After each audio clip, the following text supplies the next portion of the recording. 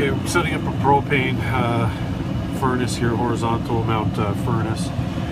It's just kicked into low fire. We need to achieve 4 inches water column on our low side, so I'm going to adjust our low here. Let's see. I'm just going to dial it in a bit here. Let's get it up to 4. Okay.